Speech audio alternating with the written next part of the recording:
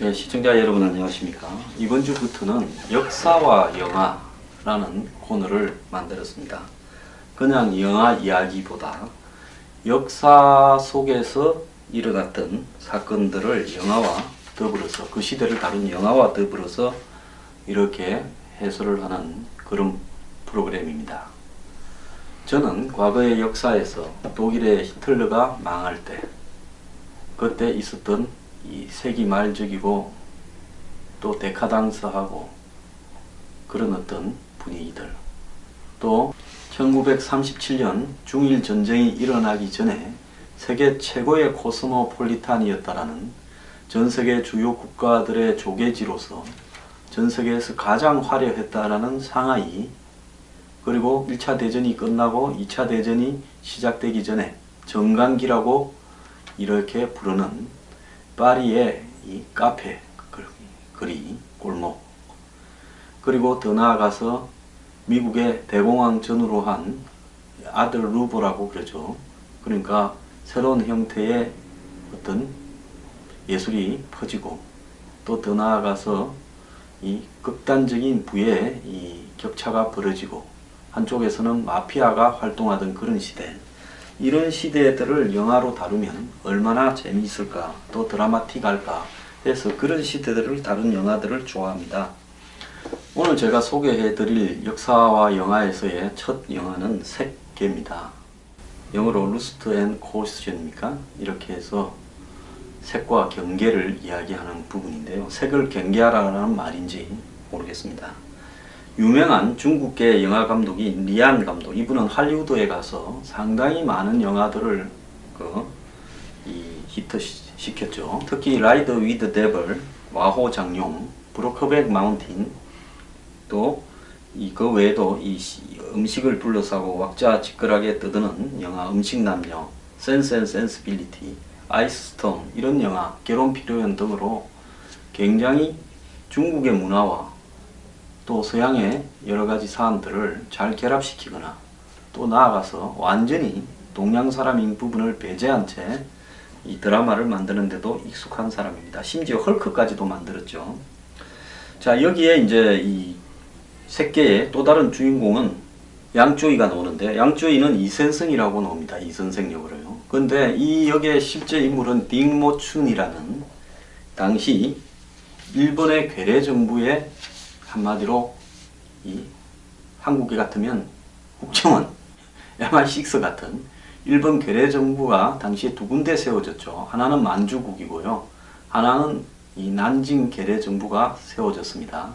근데 난징 괴뢰 정부에서 주요한 활동 무대는 당시 이 서양의 이렇게 여러 가지 조계였고, 식민지 국가들의 일본이 그 상하이를 점령을 했죠.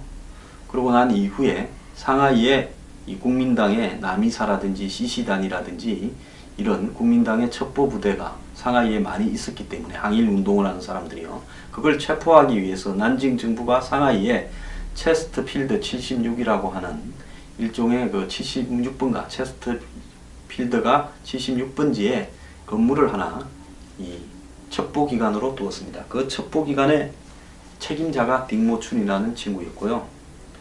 또 이 탕웨이, 얼마 전에 한국의 이 감독과 결혼을 했죠. 탕웨이가 연기한 왕치아즈는 한마디로 당시 정핑루라는 중국과 일본계의 부모에서 태어난 혼혈로서 당시 중국의 상하이 등의 사교계를 휩쓸었던 실제 인물입니다.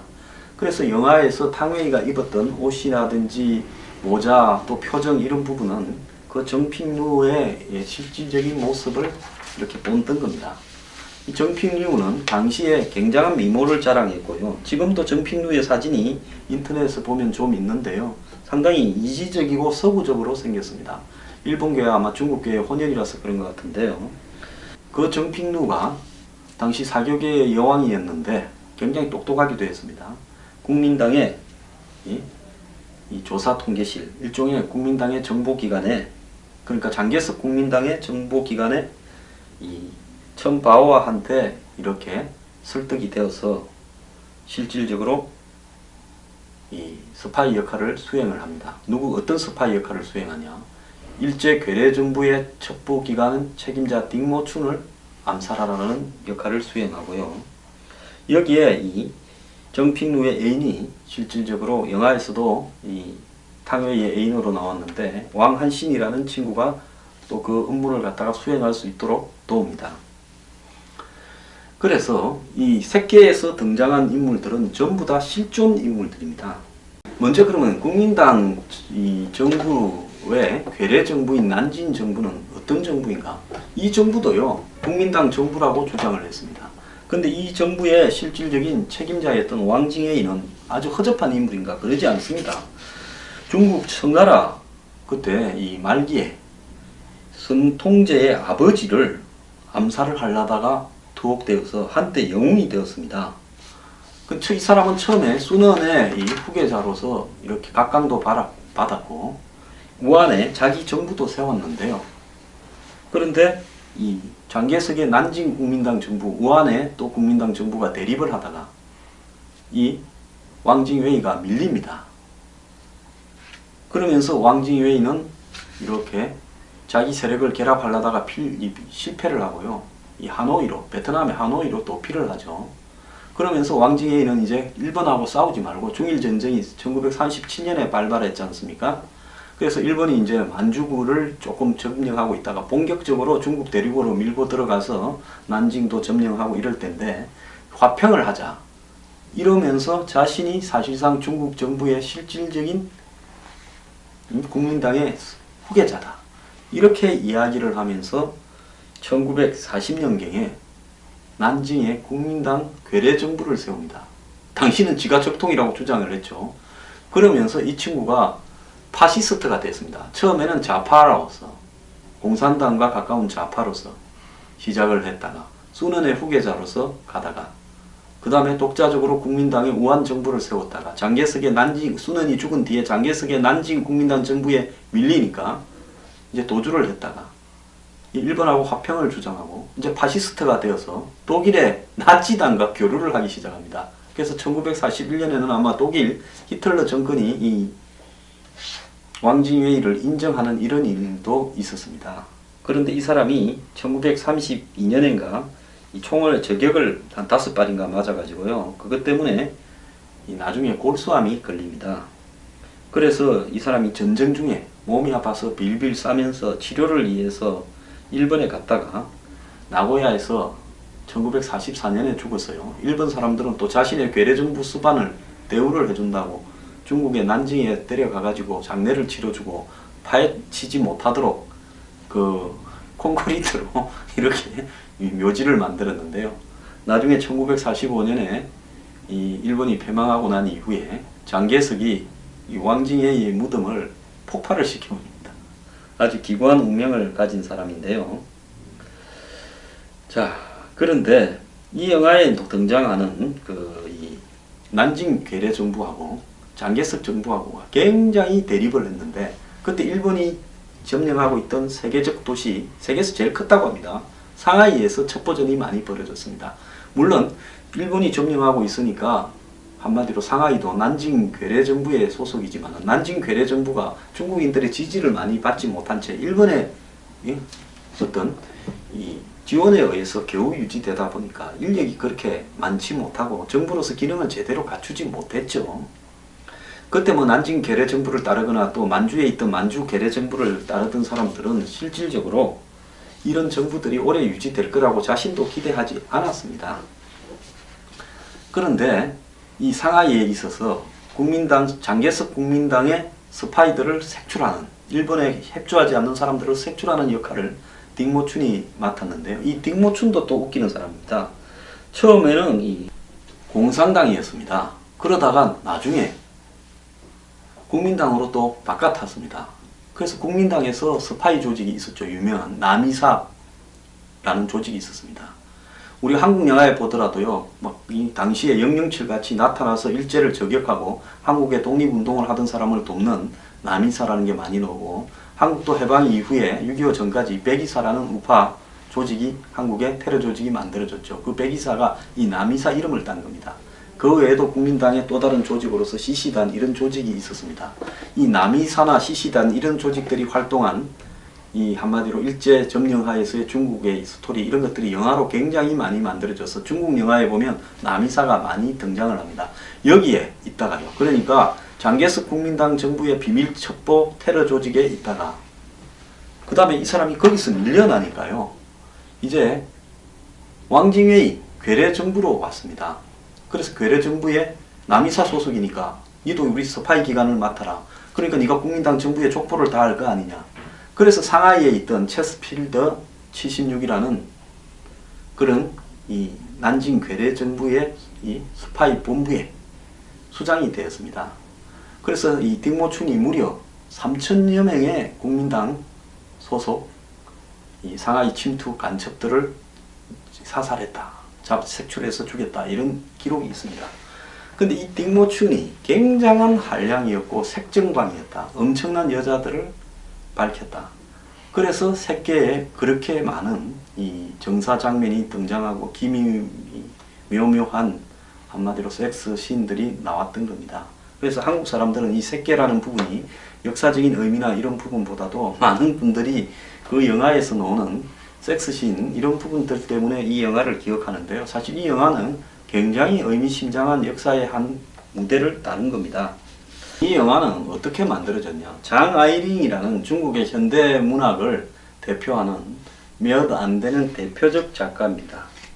이 장 아이링이요, 젊었을 때 이 상하이에서 난징 정부의 문화부 차장이던 후란청에 후처 비슷하게 들어가 가지고 14살이나 어렸는데요. 같이 살다가 일제가 이제 점령한 이후에 헤어졌는데요. 이 후란청으로부터 이 딩모춘과 정핑루에 대한 이야기를 다 들은 겁니다. 그걸 들었다가 자기가 소설을 쓰기 시작하면서요. 자, 그는 이렇게 이 세계적인 히트작이 될 수 있는 색계를 만들었고 중화문화권에서는 상당히 알려져 있고 당시 국민당 정부와 공산당 정부가 이렇게 분열되는 국공내전이 일어나고 이후에도 오랫동안 냉전 시대가 없었다면 장 아이링이 노벨 문학상을 받았을 거다라고 이렇게 평가되는 작가입니다. 어쨌든 장 아이링의 소설에 자세히 기재되면서 이 색계의 스토리들은 장 아이링이 직접 들은 이야기에다가 약간의 살을 붙였는데요. 실제로 이제 이 딩모춘이 굉장히 여자를 밝히는 걸 알고 국민당 정부의 조사 통계실에 이렇게 이제 이 스파이 조직의 이 책임자 첨바오아가 정핑루한테 접촉을 해서 자신들을 도와달라고 하고 또 왕한신이라는 조사 통계실의 이 멤버와 정핑루가 애인이 됩니다. 그래서 그 애인을 위해서 또 자신이 이 조국이라고 생각하는 장개석 국민당 정부를 위해서 정핑루, 탕웨이가 맡은 역의 주인공이 양조위가 맡은 영화에서는 이선생이라 나오는 딩모춘을 이제 암살하려고 하죠. 그래서 여자가 이 정보 책임자를 죽이기는 어려우니까요. 유인을 해서 죽이기 위해서 자기 집으로 실제 부르기도 합니다. 그런데 거기에 딩모춘이 집에 들어가려다가 안 들어오고 나가버려요. 집 안에는 저격수가 기다리고 있었죠. 영화에서 보면 탕웨이가 이 죽이고 싶어도 하면서 또 자기 애인도 이 항일운동을 하는 조직의 멤버로서 그 영화 속에서는 이 선생이라 부르는 양조위를 죽여라 이렇게 명령이 떨어져서 여러 번 죽이려고 하고 이 선생의 집에도 가서 이렇게 이 부인과도 사귀고 이렇게 하게 되죠. 그래서 홍콩에서 죽이려다가 이 선생이 상하이로 가서 상하이에 오게 돼서 또 다시 거기서 이렇게 과거에 자기 애인이었던 사람이 와서 이 선생을 죽여달라. 왕치아저 역의 탕웨이가 이제 계속 꼬십니다. 그래서 꼬셔서 여러 군데에서 정사를 갖고 이제 거기에 양조위가 탕웨이에게 빠져들죠. 그러면서 양조위가 이 탕웨이를 식당에 불러서 그 앞에서 탕웨이가 노래를 부르는 장면, 거기에 이제 이 양조위가 눈물을 글썽이는 장면 등이 굉장히 명장면이었던 걸로 기억을 합니다. 나중에 진심으로 양조위가 탕웨이가 좋아져서 영화 속에서는요, 이 반지를 해주고 싶어 하죠. 그래서 다이아몬드 반지를 사러 갔는데, 이제 이 뭡니까? 양조위를 사랑하게 되는 마음이든 탕웨이가 자신의 본분을 잊고 도망가라고 신호를 줘서 양조위가 도망을 가고 나중에 탕웨이가 체포된다 이렇게 되어 있는데요. 실제로는 이 정핑루가 딩모춘한테 모피 옷을 사달라, 모피 코드를. 그래서 같이 모피 코드를 사러 갔는데 이 딩모춘이 이상한 걸 느끼고 200불을 주고는 현장을 빨리 놓습니다. 그래서 이 정핑루하고 딩모춘이 팔짱을 끼고 나와서 그 중에 남자를 쏘기로 돼 있던 사람이 남자 하나만 띄워놓으니까 못 쏴버린 거예요. 그래서 실제로도 두 번째 실패를 합니다. 자, 이때 이제 이자신이라고 장개석 국민당을 하다가 딩모춘을 따라서 이제 배신하고 일본 괴뢰 난징 정부에 들어온 2인자가, 그러니까 첩보기관의 차석이 이자신이라는 애가 있었는데, 이 이자신이 이제 이 딩모춘을 제거하기로 마음을 먹어서 그가 1인자가 되려고 딩모춘이 이 장개석 국민당 정부의 스파이 여자한테 놀아났다라는 부분을 갖다가 이렇게 밝히려고 딩모춘과 정핑루가 크리스마스 이브를 화끈하게 보내자고 나이트클럽에 만나기로 했는데, 이 자신이 딩모춘을 못 가게 만들고 결국 자기 신복들 그 체스터필드 76호실의 행동요원들을 데려다가 이 정핑루를 체포를 해서 고문을 합니다. 그래서 결국은 딩모춘은 정핑루를 나는 잘 모르는 여자다, 잠깐 만나기는 했지만은 뭐 그런 여자가 한둘이냐 하고 잡아댑니다.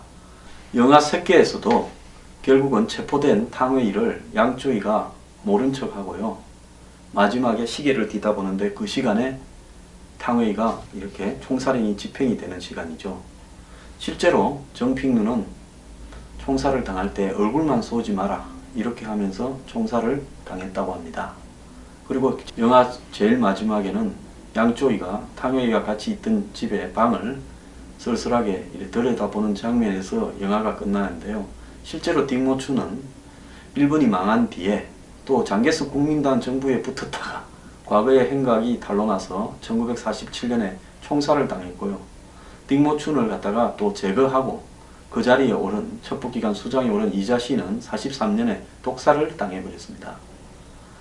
그래서 이 영화 새끼는 실제로 있었던 왕징웨이 난징에 있는 일본의 괴뢰정부의 첩보기관 체스터필드 76의 책임자 딩모춘과 정핑루, 그리고 딩모춘을 시기해서 제거하려던 2인자 이자신, 그리고 또 정핑루가 이렇게 스파이 역할을 하도록 꼬신 왕광슌이라고 하는 정핑루의 애인, 이런 사람들이 다 실제로 존재했고, 그 존재했던 사람들이 이 장아이링의 새끼 소설에 그대로 담겼고, 그 장아이링의 소설을 갖다가 그 배경으로 해서 실제로 새끼 영화가 만들어진 겁니다.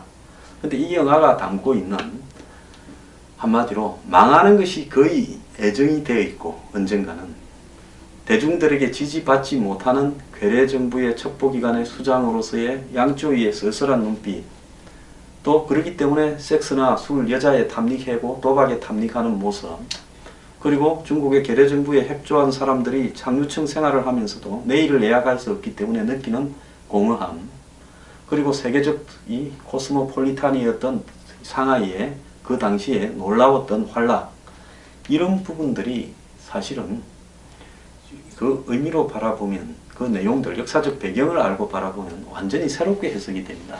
근데 그런 걸 보지 않고 보면 결국은 에로 영화와 포르노 영화에 방불케 하는 장면이었다. 영화에서 뭐가 노출되니 노출되지 않았니 이런 데 집착을 했습니다. 저는 새끼가요 굉장히 잘 만든 영화다. 에로 장면이 없다 하더라도 매우 잘 만든 영화고, 당시 이 이안 감독이 중국계 미국인으로서 중국의 그 시절이 영화로 만들 수 있는 풍부한 소재를 담고 있는 그 시절이었다.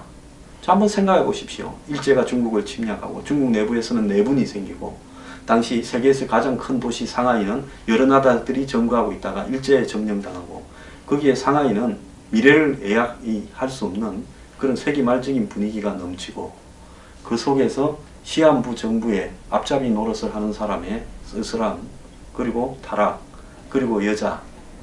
자, 자, 이런 것들이 다 세기말적인 데카당스라는 분위기가 영화에 들어가게 되면 매우 그 영화가 아주 보는 이로 하여금 이 감성을 건드립니다. 그래서 그런 요소들이 굉장히 많이 있는 부분을 이안이 포착을 해서 장아이링 색계 소설을 바탕으로 영화를 제작했고요. 근데 중국에서는 정작 여기 탕웨이가 노출을 많이 했다, 이렇게 하는 명분으로 해서 이 영화의 상영을 금지시키고 한동안에 이 탕웨이가 중국에서 활동을 못했고 또 국적도 홍콩으로 바꿨을 겁니다. 자, 중국은 과연 무엇 때문에 그렇게 했을까요?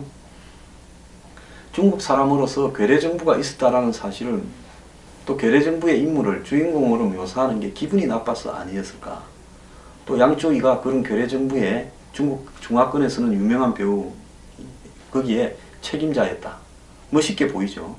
그런 부분들이 굉장히 불쾌했을 거라고 보이는데요. 실제 좀 왜소하고 얼굴이 가늘고 길게 빠진 딩모춘과 양조위는 굉장히 많이 닮았고요.